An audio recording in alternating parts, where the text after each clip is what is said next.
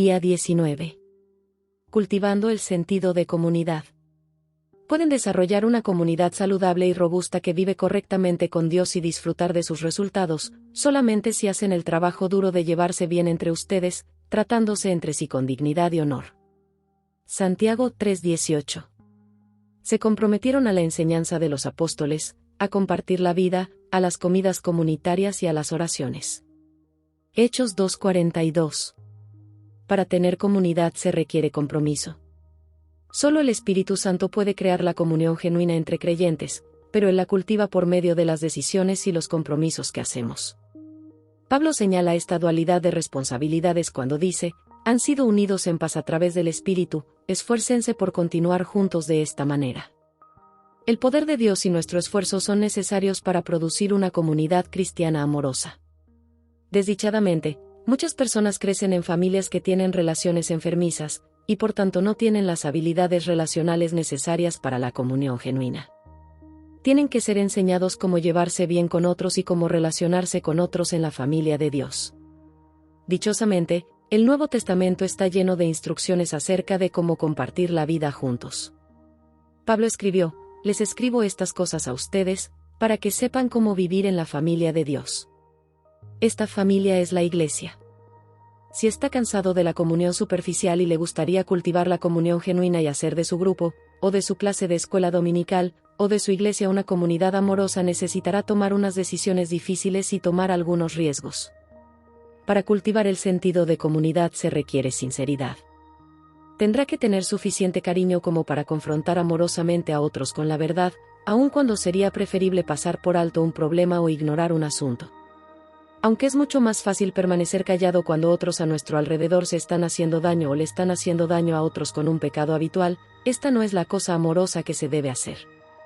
La mayoría de las personas no tienen a nadie en sus vidas que les tengan suficiente amor como para decirles la verdad, aun cuando ésta sea dolorosa, y por tanto continúan en sus comportamientos autodestructivos.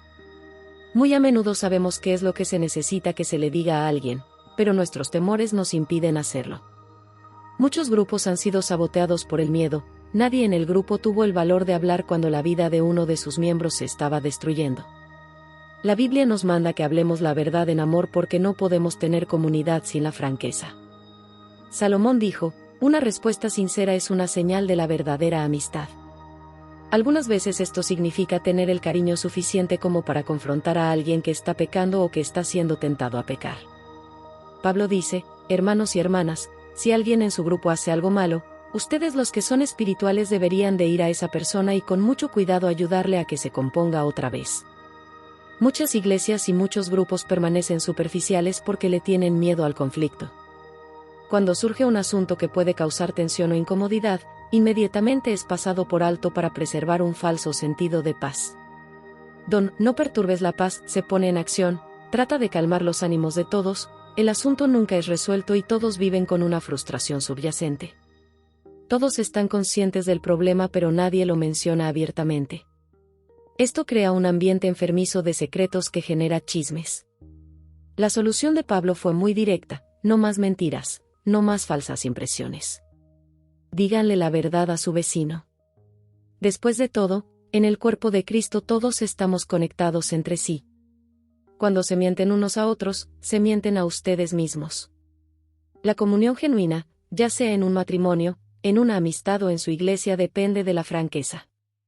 De hecho, el túnel del conflicto es el conducto a la intimidad en cualquier relación. Hasta que le importe lo suficiente como para confrontar y resolver las barreras subyacentes, nunca profundizará su intimidad con otros. Cuando un conflicto es manejado correctamente, la intimidad con otros se profundiza al encarar y resolver las diferencias. La Biblia dice: al final, las personas aprecian más la franqueza que la adulación. La franqueza no es una licencia para decir lo que quiera, donde quiera y cuando quiera. No es rudeza. La Biblia nos dice que hay un momento correcto y una manera correcta de hacer todo. Decir palabras sin pensarlas deja heridas que perduran. Dios dice que nosotros que estamos en la iglesia nos hablemos entre nosotros como miembros amorosos de la familia. Nunca uses palabras duras cuando corrijas a alguien mayor, sino que háblale como si fuera tu padre. Háblale a los más jóvenes como si fueran tus hermanos, A las mujeres mayores como si fueran tu madre y a las mujeres más jóvenes como si fueran tus hermanas. Es triste, pero miles de grupos han sido destruidos por la falta de sinceridad. Pablo tuvo que regañar a la iglesia en Corinto por su pasivo código de silencio ya que permitieron la inmoralidad en su congregación. Como nadie tuvo el valor de confrontarla, él dijo, no pueden simplemente ignorar el problema y esperar que se desaparezca por sí solo. Sáquenlo a la luz y resuélvanlo. Mejor un poco de devastación y vergüenza que perdición eterna. Lo consideran algo pequeño, cuando eso es lo que menos es. No deberían de actuar como si todo está bien cuando uno de sus compañeros cristianos es promiscuo o estafador, indiferente con Dios o rudo con sus amigos, se emborracha o se hace avaricioso y depredador. No pueden simplemente estar de acuerdo con esto, tratándolo como si fuera comportamiento aceptable. No soy responsable de lo que hagan los que están fuera de la iglesia, pero ¿no tenemos alguna responsabilidad por aquellos dentro de nuestra comunidad de creyentes?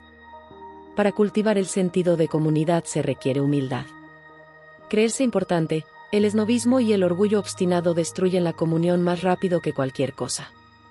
El orgullo edifica paredes entre personas, la humildad construye puentes. La humildad es el aceite que suaviza y calma las relaciones. Por eso es que la Biblia dice, vístanse con humildad cuando se traten entre sí. La ropa apropiada para la comunión es la actitud humilde. El resto del versículo dice, porque Dios se opone a los orgullosos, pero le da gracia a los humildes. Esta es la otra razón por la que necesitamos ser humildes. El orgullo bloquea la gracia de Dios en nuestras vidas, la cual tenemos que tener para crecer, cambiar, sanarnos y ayudar a otros. Recibimos la gracia de Dios cuando humildemente admitimos que la necesitamos. La Biblia dice que cuando somos orgullosos, estamos viviendo en oposición a Dios. Esa es una manera de vivir necia y peligrosa. Puede desarrollar la humildad de maneras muy prácticas, admitiendo sus debilidades, siendo paciente con las debilidades de otros, aceptando la corrección y dejando que otros sean el centro de atención. Pablo aconsejó, vivan en armonía entre ustedes.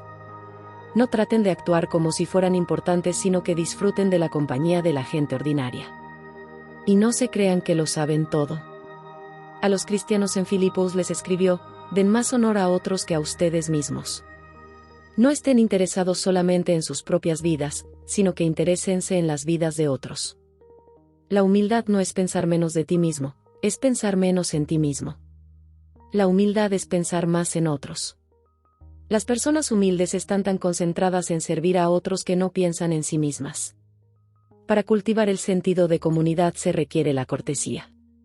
La cortesía es respetar nuestras diferencias, ser considerado con los sentimientos de otros y ser paciente con las personas que nos irritan. La Biblia dice, tenemos que cargar la carga de ser considerados con las dudas y temores de otros. Pablo dijo a Tito, el pueblo de Dios debería de tener un gran corazón y ser cortés. En cada iglesia y en cada grupo hay al menos una persona difícil, generalmente más de una.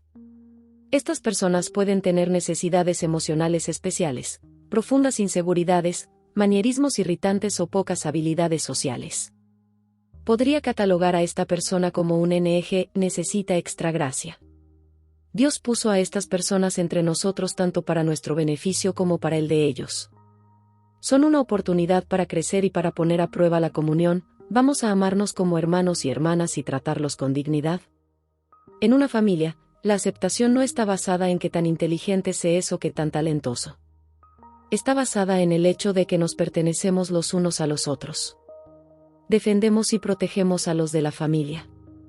Puede que un miembro de la familia sea un poquito diferente, pero es uno de nosotros. Asimismo, la Biblia dice, sean dedicados los unos a los otros como en una familia amorosa. Distínganse en que se respetan mutuamente. La verdad es que todos tenemos nuestras propias manías y hábitos que molestan a otros. Pero el sentido de comunidad no tiene nada que ver con la compatibilidad. La base de nuestra comunión es nuestra relación con Dios, somos familia. Una clave para ser cortés es entender el pasado de las personas. Descubra la historia de ellas.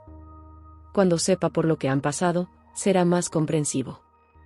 En vez de pensar cuánto les falta, piense en cuánto han avanzado a pesar de sus heridas. Otra clave para ser cortés es no minimizar las dudas de las otras personas. Solo porque usted no le tiene miedo a algo, eso no lo hace un sentimiento inválido. La comunidad genuina ocurre cuando las personas saben que tienen toda la seguridad que necesitan para que puedan compartir sus dudas y sus temores sin ser juzgados. Para cultivar el sentido de comunidad se requiere la confidencialidad. Solo en el ambiente seguro de la aceptación cálida y la confidencialidad segura es que las personas se abrirán y compartirán sus heridas, sus necesidades y sus errores más profundos. La confidencialidad no significa guardar silencio mientras un hermano o hermana está pecando. Significa que lo que es compartido en su grupo necesita quedarse en su grupo, y el grupo necesita ver qué puede hacer acerca de ello, no chismear con otros lo compartido. Dios odia el chisme, especialmente cuando tratamos de pasarlo como una petición de oración por otros. Dios dice, el chisme es propagado por personas malas, ellas crean problemas y rompen amistades. El chisme siempre causa heridas y divisiones y destruye la comunión, y Dios es muy franco que hemos de confrontar a aquellos que causan divisiones entre cristianos. Si los confronta acerca de sus acciones divisivas, puede que se enojen y que dejen su grupo o su iglesia, pero el sentido de comunidad de la iglesia es más importante que cualquier individuo. Para cultivar el sentido de comunidad se requiere la frecuencia. Tiene que tener contacto frecuente y habitual con su grupo para que pueda edificar la comunión genuina. Las relaciones toman tiempo. La Biblia nos dice, no rompamos el hábito de reunirnos, como algunos lo están haciendo. Al contrario, animémonos los unos a los otros. Hemos de desarrollar el hábito de reunirnos. Un hábito es algo que se hace con frecuencia y no de vez en cuando. Tiene que pasar tiempo con las personas, mucho tiempo, para formar relaciones profundas. Por esto es que la comunión es muy superficial en muchas iglesias, no pasamos suficiente tiempo juntos, y el tiempo que pasamos es usualmente escuchando hablar a una persona. La comunidad no se edifica sobre la conveniencia, nos reuniremos cuando tenga ganas, sino sobre la convicción que la necesito para mi salud espiritual. Si quiere cultivar la comunión genuina, tendrá que reunirse aún cuando no siente ganas porque cree que es importante. Los primeros cristianos se reunían todos los días.